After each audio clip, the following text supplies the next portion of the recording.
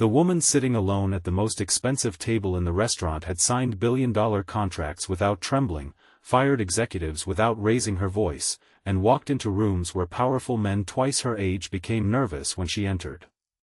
But that afternoon, she sat completely still, staring at an untouched glass of water while the man she was supposed to marry was already an hour late. What she did not know was that the stranger watching her from across the room was about to ask one simple question that would expose a secret she had spent years hiding from everyone, including herself. If you believe in kindness, forgiveness, hope, and second chances, please take a moment to like this video, leave a comment, share this story with someone who needs hope today, and subscribe to our channel so you can become part of our community and our family of people who still believe that one good choice can change an entire life. Vivian Calder had built Calder Meridian from almost nothing. At 38, she was one of the youngest CEOs in the city, known for her discipline, her sharp instincts, and the strange emotional distance that made people wonder whether she had ever truly loved anyone. Newspapers called her brilliant. Competitors called her ruthless. Employees called her intimidating. None of them knew that behind the tailored suits and controlled expressions was a woman who had learned very young that trusting people came with a price. Her father had died when she was 17, leaving behind debt, a struggling company, and a family that nearly collapsed overnight. Vivian had worked through college, rebuilt the company piece by piece, and eventually turned it into a national firm. She had promised herself that she would never again depend on anyone. Then she met Everett Sloan, a charming investment consultant who seemed to understand the lonely woman behind the successful CEO. After 18 months together, he had proposed, and for the first time in years, Vivian had allowed herself to imagine a future that was not built entirely around work. That afternoon, she had arrived at the restaurant 15 minutes early because she had planned something special. She had chosen the place carefully, ordered nothing except water, and placed a small velvet box inside her handbag. Everett had told her he wanted to discuss their wedding plans over lunch, and Vivian had secretly decided she would give him a vintage watch that had belonged to her father. She had carried it for years, believing that one day she would give it to the person she trusted enough to become family. 12 minutes became 20. 20 became 40. Then 40 became an hour. The restaurant slowly filled with conversations and laughter, while Vivian remained alone at the table. At first she checked her phone. Then she stopped. She did not want to appear desperate. She told herself there had been an emergency. She told herself traffic was terrible. She told herself that love sometimes required patience. But after 60 minutes, she understood the truth her heart had been trying to avoid. She had been stood up. Across the restaurant sat a man named Callum Reed, a 36-year-old single father who had come there with his 8-year-old daughter, Maisie. Callum was not rich, powerful, or important in the way Vivian understood importance. He repaired commercial elevators for a living, worked long hours, and sometimes accepted weekend jobs just to keep his small house from falling behind on payments. His wife had died 3 years earlier after a sudden illness, leaving him to raise Maisie alone. He had learned how to braid hair badly, cook 3 meals his daughter actually liked, attend school meetings after exhausting shifts, and smile even on days when his bank account frightened him. That afternoon, he had taken Maisie out for lunch because she had earned the top reading award at school. He was tired, his shirt sleeves were slightly worn, and there was a small grease stain near one cuff that he had failed to notice. But he had noticed Vivian. Maisie noticed her too. She saw the woman sitting alone and kept looking toward her until Callum gently asked her to stop staring. Maisie lowered her eyes, but after another few minutes she quietly asked why the woman looked sad. Callum glanced across the room. He saw Vivian's untouched water, the phone lying face down, and the way she kept looking toward the entrance without admitting she was waiting for someone. He recognized that posture. It was the posture of someone trying very hard not to cry in public. Callum knew what loneliness looked like because he had lived with it after losing his wife. He also knew that people often misunderstood silence. Sometimes silence was not strength. Sometimes it was simply pain trying not to become visible. When Vivian finally stood, she reached into her handbag and found the velvet box. Her fingers closed around it, and for a moment her expression broke. She remembered her father wearing the watch on the morning he had taught her how to ride a bicycle. She remembered his promise that no matter how difficult life became, she should never allow someone else's failure to determine her worth. Then she remembered how many times she had ignored warning signs with Everett because she was afraid that if she admitted he was wrong for her, she would have to face the possibility that she was alone again. Callum watched her walk toward the exit. He hesitated. It was not his business. He had no reason to interfere. But as Vivian passed his table, Maisie suddenly dropped her spoon. The small sound made Vivian pause. Their eyes met for only a second, and Callum saw tears she had not allowed to fall. Before he could stop himself, he asked her one question that would change everything: whether the person she was waiting for had made her believe she was not worth showing up for. Vivian froze. Nobody had ever spoken to her that way. People usually asked about her company, her money, her influence, or what she could do for them. They did not ask questions that reached directly into the wound beneath all those things. She almost walked away, but something in Callum's voice was different. There was no flirtation, no judgment, and no attempt to impress her. He was simply asking because he had recognized pain. She sat down for a moment, not because she wanted to explain herself, but because she suddenly realized she did not want to leave the restaurant carrying the same lie she had carried into it. She admitted that the man she was supposed to marry had not arrived. She admitted that she had waited for an hour because she had convinced herself he must have a reason.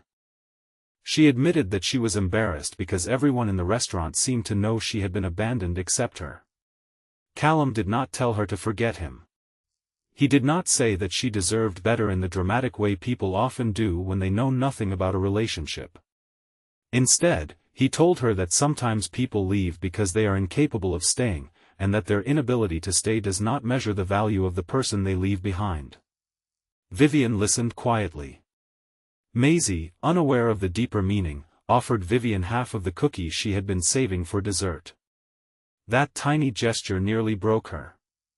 For the first time that day, Vivian smiled. Callum and Maisie invited her to sit with them.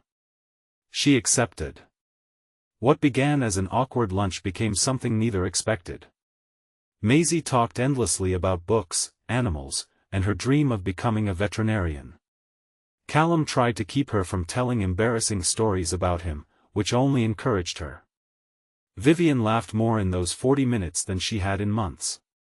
She discovered that Callum had been working 2 jobs because his daughter needed a new school uniform. She discovered that he had turned down a promotion because it would require him to travel too often. She discovered that every decision he made was shaped by one question: what would give Maisie a better life? Vivian suddenly realized how different that was from Everett. Everett had always talked about her success as though it belonged partly to him. He loved being seen beside her. He loved expensive restaurants and private events. He loved introducing her as his future wife. But when Vivian had needed him emotionally, he had often been somewhere else. She had mistaken admiration for love because admiration was easier to accept than intimacy. The next morning, Vivian discovered why Everett had not shown up. Her assistant had found financial documents connecting Everett to a competitor that had recently tried to acquire Calder Meridian. Everett had been secretly sharing confidential information and had planned to use their marriage to gain greater control over the company. The lunch had never been about wedding plans. He had intended to pressure Vivian into signing several agreements. When she refused to answer his calls, he had disappeared. Vivian should have felt relieved. Instead, she felt ashamed that she had nearly trusted him with everything. Then she remembered Callum's question. She contacted him a few days later, not to repay him, but to thank him. Callum was suspicious at first. He assumed she wanted to offer him money. Vivian understood why. She had lived in a world where money solved problems, so she realized she had to learn that not every act of kindness was a transaction. She simply invited Callum and Maisie to a community fundraiser her company was supporting. Callum agreed reluctantly. At the fundraiser, Vivian noticed something she had never noticed before. Callum spoke to everyone the same way. He spoke to the wealthy donors, the cleaners, the children, and the elderly volunteers with equal respect. He did not care who could help his career. He cared whether someone needed help carrying a box. That realization changed something inside Vivian. Over the following months, their friendship grew slowly. There was no instant romance and no perfect transformation. Callum still struggled financially. Vivian still worked too much. Sometimes she became controlling when frightened, and sometimes Callum became defensive because he hated feeling dependent on anyone. But they learned to apologize. They learned to listen. They learned that love was not about finding someone who never hurt you. It was about finding someone willing to understand the hurt, take responsibility, and grow. Then came the hardest test. Vivian discovered that Callum had once worked for the same company that had been trying to destroy hers. He had unknowingly repaired equipment at one of their facilities, and Everett had used that connection to make it appear that Callum had been involved in the leak of confidential information. Vivian was furious. For one terrible afternoon, she wondered whether the entire friendship had been an elaborate setup. Callum did not beg her to believe him. He simply showed her everything he had, including his work records, messages, and financial history. He told her that he understood why she was afraid. He told her that after everything she had survived, trusting people was not easy. Then he reminded her of the question he had asked that first afternoon. He had asked whether someone else's failure had made her believe she was worthless. Now he asked her to consider whether someone else's betrayal had made her believe everyone was dangerous. That question stopped her. Vivian realized she had spent her entire life building walls and calling them protection. Everett had betrayed her, but Callum had not. Her father had died, but that did not mean love was temporary. Her past had been painful, but it did not have to become her future. She chose to trust Callum. Together, they uncovered evidence proving Everett had framed him. Everett's scheme collapsed, and Vivian finally confronted the truth she had avoided for years. The greatest danger in her life had never been loving the wrong person. It had been believing that she could never safely love the right one. A year after that lonely afternoon, Vivian returned to the same restaurant with Callum and Maisie. This time, there was no empty chair waiting for someone who might never arrive. Maisie sat between them, proudly showing Vivian a certificate from school. Callum held Vivian's hand beneath the table, not because either of them needed to prove anything, but because they had learned that love was often found in ordinary moments. Vivian opened her handbag and took out the old velvet box. Inside was her father's watch. She placed it in Callum's hand. She did not need a grand speech. She simply told him that her father had taught her never to give something precious to someone who had not earned her trust, and that she had spent years believing the lesson meant she should never trust anyone. Now she understood what he had really meant. Precious things were not meant to be hidden forever. They were meant to be placed in the hands of someone who would protect them. Callum looked at the watch, then at Vivian, and his eyes filled with tears. Maisie reached across the table and placed her hand over both of theirs. For Vivian, the most powerful moment was not the romance, the company, or the revenge against Everett. It was realizing that the woman who had once sat alone for an hour waiting for someone who did not care enough to arrive had finally stopped waiting for people to choose her. She had learned to choose herself, to forgive her past, and to open her heart to people who showed love through actions rather than promises. And Callum had learned something too. He had spent years believing that being a single father meant he had to carry everything alone. Vivian taught him that accepting love did not make him weak. It made the life he was building for Maisie richer, warmer, and more honest.